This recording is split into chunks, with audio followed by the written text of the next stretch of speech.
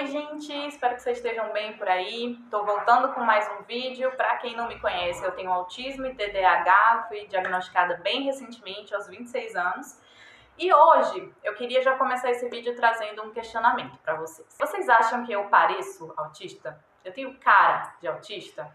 Quando vocês pensam numa pessoa autista, quem é que vem na cabeça de vocês? Deixe nos comentários aí se for uma pessoa famosa, se for um personagem, eu fiquei curiosa para saber. Eu falo isso porque antes de eu ter o meu diagnóstico e de eu começar a aprender mais sobre o autismo, a imagem que eu tinha de autistas era basicamente alguém tipo o Sam, da série Atypical. E não que seja um exemplo exatamente ruim nem nada, é ok para você começar a entender o que é o autismo, mas o autismo vai muito além disso, né? E eu acho que assim, se a pessoa ficou até a idade adulta, né, até os 20, 30, 40 anos sem receber o diagnóstico de autismo, isso significa que diante da sociedade e até para si mesma, ela não parecia autista, né? Porque se ela parecesse, ela já teria ido buscar o diagnóstico. Então, acredito que todo autista que passa por esse processo de descobrir tardiamente, passa por esse questionamento, tanto por conta de si mesmo, de tipo, pô, será que eu sou autista? Por 26 anos eu fui autista e não percebi. Mas também por conta dos outros, porque mesmo quando você começa a pesquisar, você começa a ver que faz sim muito sentido, ainda assim as outras pessoas muitas vezes não têm informação sobre o assunto e ficam te dizendo que você não pode ser autista, porque você faz isso, aquilo, porque você namora, porque você trabalha, porque você viaja e etc. E hoje eu queria, até o final desse vídeo, quebrar alguns desses estereótipos, refletir um pouco sobre se existe isso mesmo de ter cara de autista, de parecer autista. Dá para saber se uma pessoa é autista ou não só de olhar na cara dela ou só de conversar um pouco, alguns minutos com ela? Então, eu queria falar um pouco sobre tudo isso. E para isso eu vou trazer 4 pontos que eu acredito que influenciam nessa desinformação que a gente tem em relação ao que é o autismo e como ele se manifesta nas pessoas, né? Inclusive, o 4º ponto é o mais triste, na minha opinião, rindo de desespero. Mas, enfim, é isso. Vamos lá. Então, o primeiro ponto são as comorbidades. Comorbidade, para quem não sabe, é uma condição que vem junto com o autismo, mas que não faz parte dele. Ou seja, é um outro diagnóstico que a pessoa tem. E o autismo, dependendo da fonte que você for procurar, inclusive, gente, se vocês quiserem saber um pouco mais sobre as fontes que eu uso, eu vou deixar alguns links aqui na descrição, tá? Eu tô sempre me baseando ou na palavra de pessoas autistas, neurodivergentes, ou na palavra de pessoas especializadas nesse assunto, que são médicos, que são neuropsicólogos e que estudam isso, ou de pessoas que são os dois, combinados, ok? Mas dependendo da fonte que você for procurar, você vai encontrar que entre 50% a 70% das pessoas autistas tem alguma comorbidade junto, pelo menos uma, né? Ou seja, tem alguma outra condição, algum outro diagnóstico junto. Isso faz com que as possíveis formas como o autismo vai se manifestar variem muito, dependendo das comorbidades que a pessoa tem. No meu caso, por exemplo, eu tenho autismo, mas eu também tenho TDAH. Então, em alguns casos, as características que eu tenho vão parecer até um tanto contraditórias entre si, porque eu sou uma pessoa que eu preciso de muito tempo sozinha, preciso de muito tempo para me autorregular, mas ao mesmo tempo eu preciso de socialização também. Eu preciso ter pessoas ao meu redor. Ao mesmo tempo que eu sou uma pessoa organizada em algumas áreas por conta do autismo, eu sou desorganizada em outras áreas por conta do TDAH. Ao mesmo tempo que eu preciso de uma rotina fixa, de uma rotina planejada para funcionar direito, eu também preciso de mudanças na minha rotina para o meu TDAH não começar a ficar ali meio inquieto.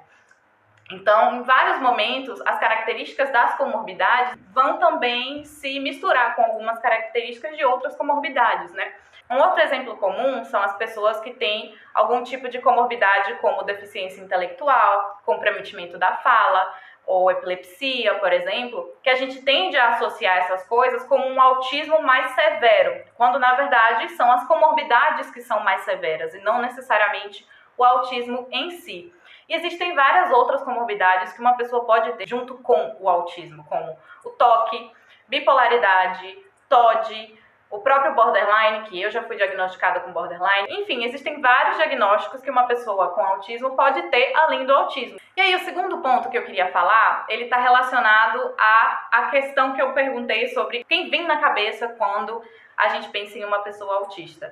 Porque a mídia, né, os filmes, as séries, os programas de televisão, eles tendem a não acompanhar todas essas comorbidades e todas essas manifestações e variações que o autismo tem. Então, muitas vezes, nessas séries, nesses filmes, a gente vê uma versão muito reduzida, muito estereotipada do que o autismo realmente é. Então a gente vê assim uma pequena fração de como o autismo realmente pode ser. Então acredito que essa questão da mídia, né, acaba influenciando bastante em como a gente vê o autismo. Terceiro ponto que eu acho muito importante é o mascaramento, que a gente também tem outros termos para falar sobre, que pode ser camuflagem, ou o termo em inglês, que também é bem utilizado, que é o masking, mas que basicamente significam a mesma coisa, que é a capacidade que alguns autistas têm, nem todos têm essa capacidade, e ela varia de níveis também, de mascarar, de esconder características autistas e, ao mesmo tempo, imitar características de pessoas neurotípicas, ou seja, pessoas que não têm nenhuma neurodivergência, não têm autismo, enfim.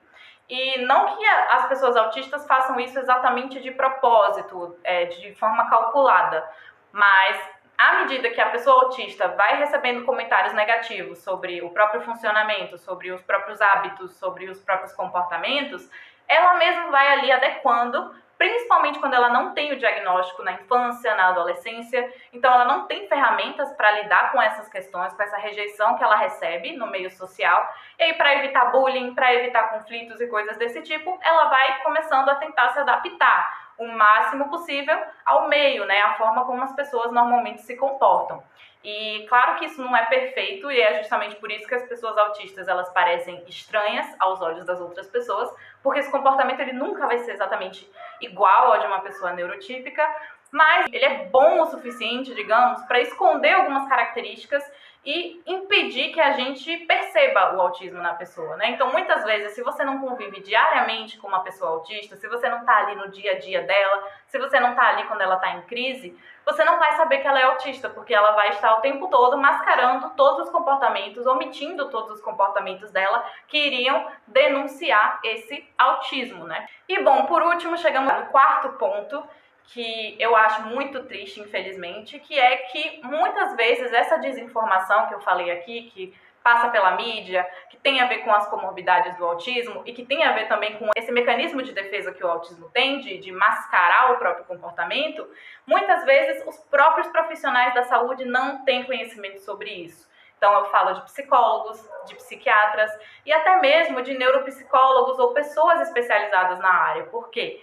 As pesquisas em relação ao autismo, a neurodivergências e afins, elas têm evoluído cada vez mais nos últimos anos. Então, se você pega um profissional que se formou há 5 anos atrás, 10 anos atrás, e ele não continuou estudando, não continuou se atualizando em relação ao assunto, ele também não vai saber identificar todos esses sinais e todas essas variações nas pessoas autistas, porque infelizmente isso ainda é uma coisa recente e principalmente, né, aqui no Brasil as coisas vão demorando um pouco para chegar, para evoluir. Então acontece muito de autistas chegarem no consultório e ouvirem que não são autistas, que provavelmente não são autistas, por causa de razões bobas, como por exemplo, você olha nos olhos, você conversa, você sorri, você é casado, você tem filhos, você é de profissão A, B ou C, quando na verdade não é isso que define se uma pessoa é autista ou não é autista. E, enfim, eu acho que para a gente começar a pensar numa evolução nessa área, a gente tem que começar pelos profissionais da saúde, a gente precisa incentivar os nossos profissionais a continuarem estudando, a continuarem se atualizando, mesmo que aquilo não seja exatamente a especialização deles, porque nenhum psicólogo, nenhum psiquiatra sabe quando ele vai encontrar um autista não diagnosticado, adulto, em uma situação de um sofrimento muito grande. E, na verdade, para uma pessoa que está capacitada, não é tão difícil de perceber os sinais de uma pessoa autista, sabe? Então, eu acredito que é muito importante a gente começar a estudar mesmo sobre isso como sociedade, como profissionais de saúde, como profissionais de educação, e a gente começar a se preparar para lidar com essa demanda de mais pessoas autistas que estão recebendo o diagnóstico justamente por conta desses avanços nas pesquisas que a gente tem, né? Então, enfim, chegamos ao final desse vídeo e para concluir, eu acho que já ficou bem claro, né, que não tem como saber se uma pessoa é autista ou não pela cara dela, não existe isso de ter cara de autista ou não. Só uma pessoa especializada nesse assunto pode te dizer se você é ou não, e olhe lá, porque tem que ser uma pessoa que esteja atualizada e que esteja seguindo o que as pesquisas vêm dizendo nos últimos anos, né? Então, não é qualquer um que pode dizer se alguém é autista ou não, porque realmente essa é uma questão muito complexa, é um diagnóstico muito complexo, que leva tempo, que envolve vários profissionais. Então, certamente, se você não estuda isso profundamente, você não sabe o que é autismo. E, bom, acho que o primeiro passo para a gente começar a evoluir em relação a isso é admitir que a gente não sabe e que a gente precisa estudar e que a gente precisa buscar informação sobre esse assunto, tá? Então é isso, eu espero que vocês tenham gostado do vídeo, que tenha trazido pelo menos um pouquinho de informação para vocês. Eu vou pedir para vocês se inscreverem no canal, darem o like se vocês acharam que esse conteúdo é relevante, para o YouTube entender que ele tem que entregar para mais pessoas, porque é sobre isso, essa rede social. Eu vou deixar também meu Instagram para vocês seguirem, eu pretendo começar a postar mais lá para interagir mais com vocês. E em breve eu tô aí de novo com mais um vídeo. Obrigada!